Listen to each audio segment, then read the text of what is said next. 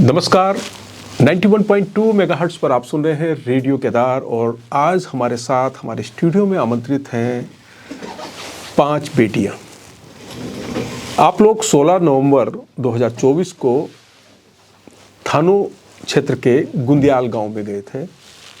आपने वहां पर जाकर ऑर्गेनिक फार्मिंग को देखा था, आपने बी कीपिंग को देखा था, आपने सॉइल के बारे में जाना था, आपने एग्रीकल्चर के बहुत सारे आयामों पर वह किसान से बात की थी।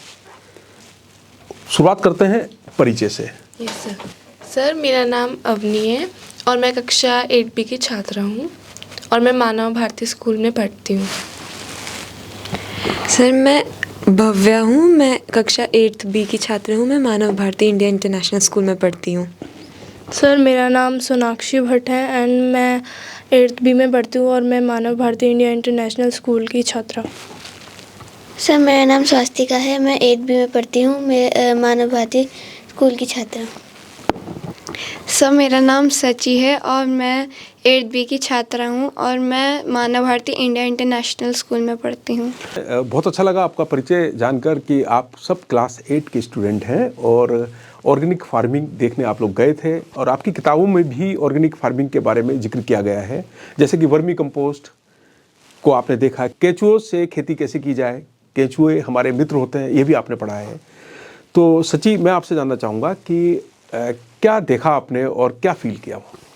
सर, मैंने देखा कि वहाँ पे कैसे वर्मी कंपोस्ट होता है और कैसे जो केंचुए होते हैं वो कैसे एक तरीके से दोस्त होते हैं फार्मर्स के।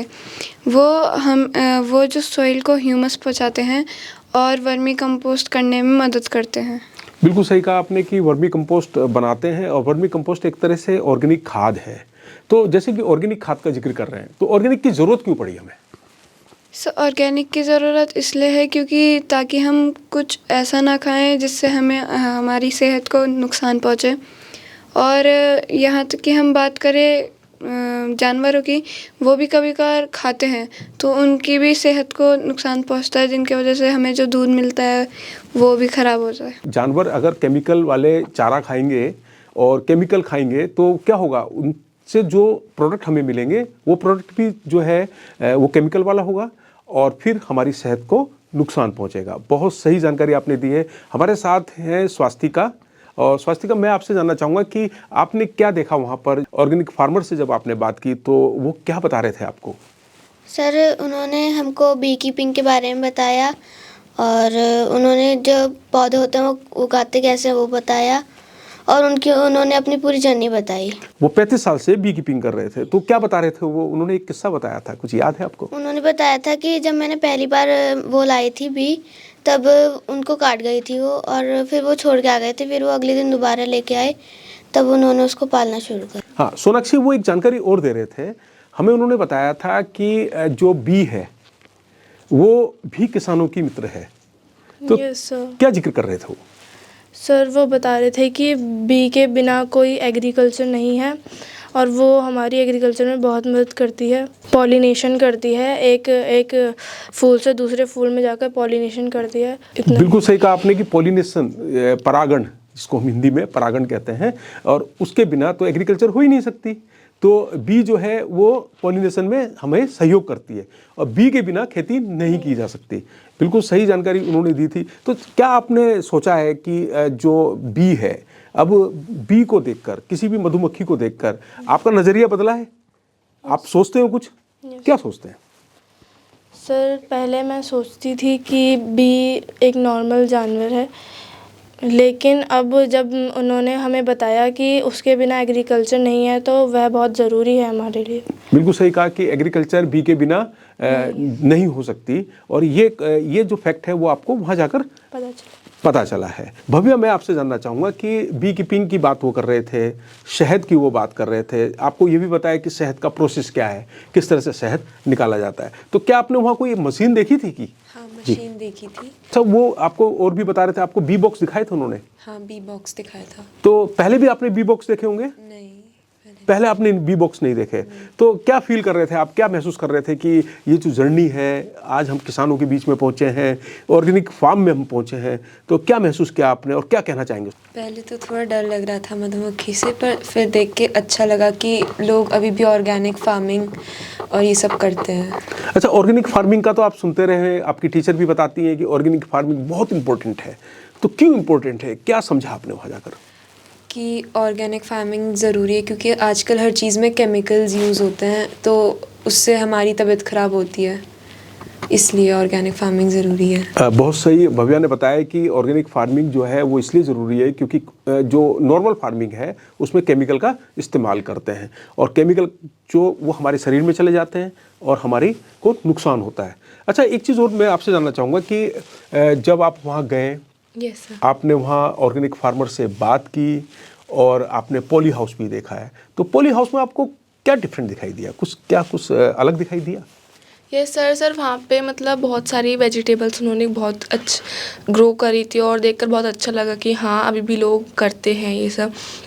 नहीं तो कुछ फार्मर्स तो बहुत ज़्यादा केमिकल की यूज़ करते हैं जिससे हमारी हेल्थ को बहुत ज़्यादा नुकसान होता है, जो कि नहीं होना चाहिए। और वहाँ पे उन्होंने बहुत सारी वेजिटेबल्स ग्रो करी थी, हमने वो भी देखा और उसके अंदर बहुत अच्छा लगा। क्योंकि आप सब लोग वहाँ बड़ा इंटरेस्ट भी ले रहे थे, और आप, मैंने देखा है कि आप टमाटर की खेती देखिए उनके बीच में से होकर आप जा रहे थे, है ना? तो अच्छा, एक चीज़ मुझे बताइएगा कि जो नॉर्मल खेती है जिसमें हम लोग केमिकल का इस्तेमाल करते हैं, है ना, उससे प्रोडक्शन कहते हैं कि ज़्यादा हो जाती है। ऑर्गेनिक फार्मिंग में जो है प्रोडक्शन कम होती है, लेकिन वो बिल्कुल प्योर होता है, वो बिल्कुल नेचर से जुड़ा हुआ होता है। तो उसमें ऑर्गेनिक फार्मिंग में क्या क्या चीज़ें इस्तेमाल कर रहे थे? सर वो ऑर्गेनिक फार्मिंग में खाद यूज़ कर रहे थे जो कि गाय के गोबर से बनती है। केमिकल पेस्टिसाइड इस्तेमाल नहीं कर रहे थे, लेकिन खेती को तो क्योंकि कोई भी खेती हो उसमें कई बार कीट लग जाते हैं, कीटनाशक भी इस्तेमाल किए जाते हैं। तो कीटनाशक ज़रूरी नहीं है कि हम केमिकल वाला ही इस्तेमाल करें, तो वो कौन सा कीटनाशक इस्तेमाल कर रहे थे, किस तरह से वो बना रहे थे? आपने देखा था वहाँ पर किसी ड्रम में बहुत सारा रखा हुआ था उनके पास, जिसको वो जीवामृत बोल रहे थे। तो जीवामृत के बारे में जानने की कोशिश की आपने, कोई मुझे बताएंगे?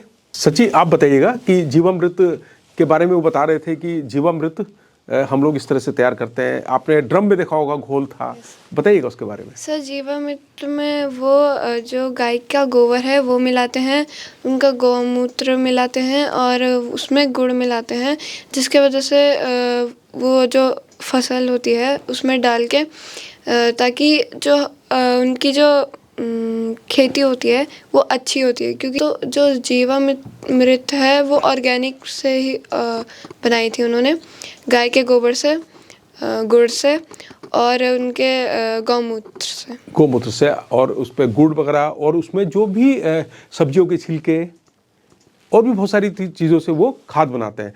अच्छा, एक चीज़ और बता रहे थे कि जो परागण होता है जिसे हम पॉलिनेशन बोलते हैं, और मधुमक्खी को वो पॉली हाउस में नहीं रख सकते, क्या वजह थी उसकी, क्या वजह? क्योंकि वो मर जाती है, वो 3 किलोमीटर तक चलती है, इसलिए उसके अंदर ही रखते हैं। अच्छा, आपने वहाँ क्या क्या सब्जियाँ देखी हैं?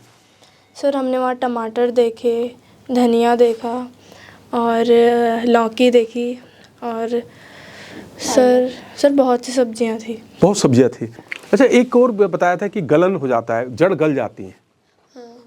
जड़ गल जाती है, तो जड़ गलने का कारण क्या बताया था? सर वो ज़्यादा पानी जब चला जाता है तो जो सॉइल उसकी जो रूट होती है तो वो उतना बर्दाश्त नहीं कर पाती है एक टाइप से, तो इसलिए उसकी जो वो है रूट है वो गल जाती है। तो उससे बचने का कोई उपाय? हाँ सर, उसके लिए जो सॉइल है जहाँ पे वो उगाते हैं वो स्लांटिंग रूम में बनाई जाती है, जिसके वजह से जो पानी है, जो मतलब एक्स्ट्रा पानी है, वो नीचे आ जाए। बिल्कुल सही बात है कि जो वो स्लॉप में होता है और वो पानी वहाँ टिकता नहीं है, और जितना पानी जड़ को चाहिए उसको मिल जाता है, यही बताया था उन्होंने, जानकारी दी थी। अच्छा, आपने वहाँ पर एक पौधा भी देखा था, अदरक। तो अदरक को लेकर जब आपके घर पर अदरक आती है, क्योंकि अदरक तो सब लोग इस्तेमाल करते हैं, चाय में, है ना, और सब्जी में अदरक का तो बहुत उपयोग होता है, तो क्या सोच रहे थे कि अदरक कहाँ से आती है? कुछ अदरक की खेती देखी थी पहले आपने? तो आप बताइएगा सोनाक्षी, क्या क्या जब आपने अदरक की खेती देखी वहाँ तो क्या मन में चल रहा था, क्या सोच रहे थे आप? सर मैंने देखा कि हमारे घर में जो अदरक आती है वो नॉर्मल थी और वहाँ जो अदरक थी वो थोड़ी अलग थी क्योंकि वो ऑर्गेनिक से बनी हुई थी। अच्छा, कुछ सब्जियों के नाम बताएंगे कि जो है जड़ को ही सब्जी के रूप में? सर अदरक, सर आलू, सर प्याज, गाजर, सर अरबी और मूली। ये बिल्कुल सही कहा आपने, और आपने वहाँ जाकर देखा भी है यस सर। है ना? अभी तक तो आप किताब में देख रहे थे यस सर। या फिर गांव में जब कभी जाते हैं तो वहाँ आप देखते हैं, लेकिन वहाँ तो आपने बिल्कुल एकदम देखा है कि किस तरह से उन्होंने उसको उगाया हुआ था। अच्छा, ये जो पूरी ऑर्गेनिक एग्रीकल्चर की हम बात करते हैं, जब आप सामान्य बाजार में जाते हैं तो कोई ये कहता है आपको कि दुकान पर कि ये ऑर्गेनिक है? इस तरह से कोई दुकान पर बेचते हुए दिखाई देते हैं? बोलते हैं? क्या बोलते हैं? सर वो कहते हैं कि ये पहाड़ की है, ऑर्गेनिक है, इसमें कोई पेस्टिसाइड्स है तो वो नहीं डालें। और अच्छा, उन्होंने भी बताया था हमें कि इसकी जो है एक मार्केट है, हम लोग, हाँ, वो कहाँ मार्केट बताई थी उन्होंने? सर उन्होंने बताया था कि यहाँ जो मार्केट है उनकी, हाँ सॉरी, सर्वे चौक पे है और वहाँ पे वो हर संडे लगाते हैं। बिल्कुल सही कहा आपने कि वो हर संडे को मार्केट लगती है। क्या आपको महसूस होता है इस चीज़ का कि जो ऑर्गेनिक की जो मार्केट है वो हर दिन लगनी चाहिए? यस सर, क्योंकि सर हर रोज़ कोई ना कोई आता है, सब्जी ले जाता है, उसे क्या पता कि ये ऑर्गेनिक है या फिर पेस्टिसाइड डले। तो अगर हमें चाहिए कि ऑर्गेनिक ही हो तो ऑर्गेनिक फार्मिंग तो करनी पड़ेगी। भव्या, मैं आपसे जानना चाहूँगा कि आप अपने घर पर ऑर्गेनिक सब्जियां कैसे उगा सकते हैं? ऑर्गेनिक सब्जियां जैसे जो हम सब्जियां खाते हैं, फल खाते हैं, उनके छिलके इस्तेमाल कर सकते हैं। गौमूत्र या गोबर का इस्तेमाल कर सकते हैं हम उसमें, और गुड़ का भी इस्तेमाल करके खाद बना सकते हैं। अवनी, मैं आपसे जानना चाहूँगा कि पूरा जब आपने वहाँ पर भ्रमण किया, आप गए, अपने प्रोग्रेसिव फार्मर से बात की, ऑर्गेनिक के बारे में जाना, तो क्या विचार लग रहा है कि क्या मैं अपने घर पर भी ऑर्गेनिक कुछ उगा सकती हूँ, सब्जी उगा सकती हूँ? ये सर मेरे पापा ने हमारे घर पे करा भी हुआ है। जो एक लैंड होता है वो बहुत सारा लैंड है, तो उसमें पापा ने बहुत सारी सब्जियां ग्रो करी है, जैसे मूली, आलू, प्याज, ये सब, और गाजर, ये मूली, ये सब तो हो सकती है। और गमलों में जैसे कि मिर्च और टमाटर, ये छोटी छोटी वेजिटेबल्स गमलों में भी हो सकती है। बहुत अच्छा। और क्योंकि उस कॉन्सेप्ट को अगर हम किचन गार्डनिंग पे ले जाएं, भाई किचन गार्डनिंग होनी चाहिए ना। भाई किचन में क्या क्या इस्तेमाल करते हैं आमतौर पर? जो धनिया, चलिए सब्जी हम बाजार से ले आते हैं, धनिया, मिर्च, है ना, और पुदीना लगा सकते हैं, तो और सब हम साग भी लगा सकते हैं, वो भी कम जगह में हो जाता है। और आलू वगैरह भी उसके लिए भी थोड़ा कम चाहिए होता है। अच्छा, तो इन्हें कर सकते हैं। किचन गार्डनिंग आपके घर में हो रही है, Yes, आप sir. बता रहे हैं, तो क्या फ़ायदा होता है उसका? सर उससे ये फ़ायदा होता है कि हम एक तो पेस्टिसाइड्स की जो वेजिटेबल्स होती है हम उनसे बचे रहेंगे, हम वो नहीं खाएंगे, जिससे कि हमारी जो हेल्थ होती है उससे बहुत इफ़ेक्ट होता है उससे। और जो हमारे जो घर पे किचन गार्डनिंग हो रही है उससे हमारी हेल्थ बहुत अच्छी होएगी, क्योंकि आजकल बच्चों को भी बहुत ज़्यादा डिजीज़ेस हो रही है जो उन्हें नहीं होनी चाहिए, पहले के समय पे नहीं होती थी पर अब हो रही है, तो हमें उनसे बचना चाहिए डिजीज़ से। किचन गार्डनिंग जो है वो हमारी हेल्थ को भी सुधारती है। अच्छा, हम लोग उसमें अच्छा दूसरी चीज़ है कि हम लोग उसमें व्यस्त भी हो जाते हैं। जैसे आपके पापा हैं तो वो खेती करते हैं घर Yes, पे, sir. और अच्छा लगता है। Yes, sir. तो सर, देखने में बहुत अच्छा अब नहीं, लगता है। आप भी जाते हैं उसमें, खेती करते हैं आप भी कुछ? यस सर, क्या? थोड़ी हेल्प करा देती हूँ। इतना तो मुझे नहीं पता क्योंकि पापा ने तो, अभी तो पापा पुलिस में, लेकिन उन्होंने बचपन में करी थी। मेरे दादाजी फार्मर थे तो उन्होंने सिखाई थी, मैं भी सीखती हूँ। बहुत अच्छा लगता है देख के कि हाँ हमारे देश में इतना अच्छा हो रहा है, हरियाली हमारे देश में। भव्य, किचन गार्डनिंग का कोई फ़ायदा आप बताएंगे? किचन गार्डनिंग का फ़ायदा एक ये होता है कि वो सब्ज़ी हमारे सामने उग रही होती है, उसमें हम कोई पेस्टिसाइड या केमिकल नहीं डालते, और उससे पैसे भी बचते हैं। बहुत अच्छा। और आपकी मनपसंद सब्जी भी उगा लेते हैं? हाँ, हैं? क्या पसंद है आपको खाने में? सब्जी में भिंडी। तो भिंडी तो लगा सकते हैं हम किचन गार्डनिंग में। आप लोग करते हैं किचन गार्डनिंग? हाँ, करते हैं। तो क्या क्या हुआ है आपने? हमारे उसमें टमाटर, बैंगन, करेले, भिंडी, अदरक है, और हाँ यही है, आलू। ओके। तो जब आप वहाँ गए ऑर्गेनिक फार्मिंग, तो आपने जो अपनी किचन गार्डनिंग जो आप कर रहे हैं, जो घर के पास आपने एक छोटी सी खेती की है, तो आपको आपका नज़रिया उसको लेकर क्या है कि मैं इसमें कुछ और डिफरेंट करूं, क्या क्या मैं इसमें कर सकती हूं, वो एड ऑन कर सकते हैं आप उसमें? और जैसे और जो हमारा किचन गार्डन है उसमें और ध्यान देना, अच्छे से पानी डालना और पौधे अच्छे लगाना, ये सब। बिल्कुल सही कहा आपने कि आप अब उस पर और ज़्यादा ध्यान देंगे और आपको उसके महत्व के बारे में भी पता चल गया है कि ऑर्गेनिक फार्मिंग हमारे लिए क्यों ज़रूरी है। मैं आपसे जानना चाहूँगा सोनाक्षी कि किचन गार्डनिंग करते हैं घर में? सर उतनी तो नहीं, पर थोड़ी। क्या क्या हुआ है? सर टमाटर, सर धनिया, सर भिंडी छोटी छोटी सी लग जाती हैं। अच्छा, जब आप उसमें से तोड़ते हैं सब्जी को और फिर इस पर घर में बनाते हैं तो उसका स्वाद कुछ अलग होता है? Yes sir. सर वो अच्छी होती हैं और थोड़ी गली गली सी नहीं होती हैं, वो ठीक होती हैं, ऑर्गेनिक होती हैं, तो इसलिए अच्छी होती हैं। तो जो घर का जो वेस्ट है, जैसे किचन वेस्ट है, यस। किचन वेस्ट में जैसे सब्जियों के छिलके हो गए, फलों के छिलके हो गए, है ना, तो उन सबको आप लोग एक बकेट में रखते हैं? Yes sir. उसको इस्तेमाल करते हैं उसमें? Yes sir. तो किस तरह से इस्तेमाल करते हैं? सर खाद के रूप में उसे डालते हैं। ये बहुत अच्छी जानकारी आप दे रहे हैं कि किचन गार्डनिंग आप सब करते हैं। आपके घर में होती है? जी सर। सर हमने बीन्स उगाई थी एक बार, और वो मिर्च उगाई थी, टमाटर और आलू उगाए थे। बहुत बढ़िया। ये सब बच्चे तो किचन गार्डनिंग करते हैं। आप लोग तो पहले से ही एक छोटे से फार्मर हैं, ज़्यादा बड़े फार्मर नहीं कहूँगा, छोटे फार्मर हैं, और आप अपनी जैविक खेती को भी आप बढ़ा रहे हैं, क्योंकि आपके घर में जो भी उगेगा, क्योंकि आप उसमें केमिकल इस्तेमाल नहीं कर रहे हैं, तो वो भी जैविक ही है।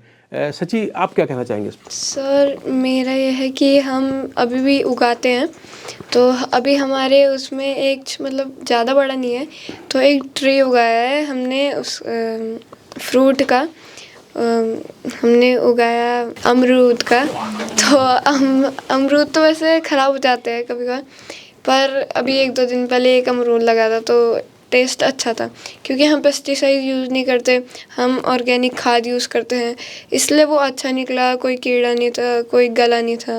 तो कभी कभार चींटियाँ लग जाती है। हमने बहुत चीज़ें उगाई हैं, जैसे मक्की हो गई और मिर्च हो गई और बीन्स हो गई, तो बहुत सारी उगाई हैं। हमने जैसे उसमें भी यूज़ हो जाते हैं कभी कभार धनिया। तो जो ये छोटी छोटी चीज़ है वो तो गमले में उगा देते हैं हम, और चेरी भी उग जाती है, तो छोटे प्लांट में एक बार उगाते हैं। बहुत अच्छा। आप लोगों से तो जो जानकारियाँ मुझे मिल रही हैं, मैं बड़ा खुश हो रहा हूँ, क्योंकि बड़ा उत्साहित भी हूँ। और मैं आप लोगों से ही प्रेरणा लेके अपने घर में भी अब शुरुआत करूँगा गमले से ही, कि मैं कुछ सब्जियाँ उगाऊँ, और वो जो है वो हमारी हेल्थ को अच्छा रखती हैं, है ना। और मैं अब लास्ट में आपसे पूछना चाहूँगा, सची आपसे ही पूछना चाहूँगा कि जब टीचर ने आपसे कहा कि ऑर्गेनिक फार्मिंग को देखने जाना है और टूर पर जाना है, तो पहले क्या विचार था और उसके बाद आपका विचार में कुछ परिवर्तन आया? क्या सोच रहे थे? सर मुझे लगा ऑर्गेनिक फार्म, मतलब जा रहे हैं वहाँ पे तो शायद ये तो नाम के लिए ही होगा, ऑर्गेनिक फार्म में शायद पेस्टिसाइड यूज़ करते होंगे बहुत ज़्यादा, कुछ खास नहीं होगा। पर जब हम वहाँ पहुँचे तो सब कुछ अलग था, जैसे कोई पेस्टिसाइड यूज़ नहीं हुए थे, सारी चीज़ें अच्छी थी, बहुत बड़ी लौकी थी, तो हमने बहुत कुछ देखा। आप क्या महसूस कर रहे थे बेटा? आपने क्या सोचा उसके बारे में जब फील्ड ट्रिप पर आप लोग गए थे? तो क्या इस तरह के फील्ड ट्रिप होने चाहिए बच्चों के बीच में? जी सर, क्योंकि उससे बच्चों को शिक्षा मिलती है और कैसे सब्जियां उगानी है उसका भी पता लगता है। बिल्कुल सही बात है। आपका कमेंट जानना चाहूँगा बेटा। सर ले जाना चाहिए कभी कभी, क्योंकि हमें खुद दिखता है, जैसे हम सोचते हैं कि मुझे पता नहीं था कि कैसे उगती हैं, पर मैंने जब खुद देखा तो मुझे पता चला कि कैसे उगती हैं सब्जियां, और ये होना चाहिए। अच्छा, बी बॉक्स को आपने बिल्कुल नज़दीक से देखा? Yes sir. तो पहले देखा था इस तरह का बी बॉक्स को बिल्कुल नज़दीक? मैंने नहीं देखा। अच्छा, वो देखा था आपने कि जो बी बॉक्स के अंदर जो ट्रे होती हैं, वो देखी आपने? Yes sir. पहली बार देखी? यस सर, पहली बार देखी मैंने। पहली बार देखी है।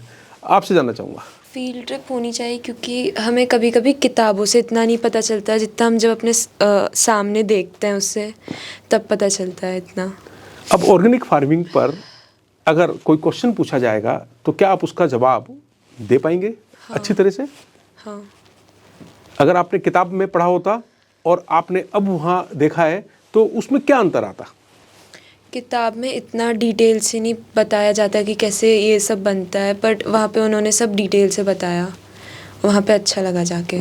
अवनी, मैं आपसे जानना चाहूँगा, क्यों ज़रूरी है क्लासरूम से बाहर जाकर व्यवहारिक शिक्षा लेना, प्रैक्टिकल जानकारियाँ लेना, क्यों ज़रूरी है? सर क्योंकि बुकों से हमें कभी कभी उतना ज्ञान नहीं मिलता जितना हमें अपनी खुद आँखों से देखने में हो जाता है। क्योंकि वहाँ पे बुक में तो सब डिफरेंट होता है, उतना डिफरेंट होता है, लेकिन आँखों से देखने में ये पता चलता है कि हाँ यहाँ पे ऐसे लौकी उगती है, ऐसे सब वेजिटेबल्स होते हैं। तो एग्रीकल्चर को आपने बहुत नज़दीक से देखा और आज आपने डिस्कस किया, जो आपने वहाँ महसूस किया, जो जानकारियाँ आपको मिली उस पर आपने डिस्कस किया। तो अभी हम बात कर रहे थे क्लास 8 की स्टूडेंट्स अवनी से, भव्या से, सोनाक्षी से, स्वास्तिका से और सची से। ठीक, बहुत अच्छा लगा बेटा आपसे जानकारी लेकर और बहुत अच्छा लगा आपसे बातें करते हुए। तो अब हम इस बातचीत को यहीं पर विराम देते हैं। अगली बार फिर मिलते हैं कुछ और नई जानकारी के साथ, कुछ और नए बच्चों के साथ। धन्यवाद, थैंक यू।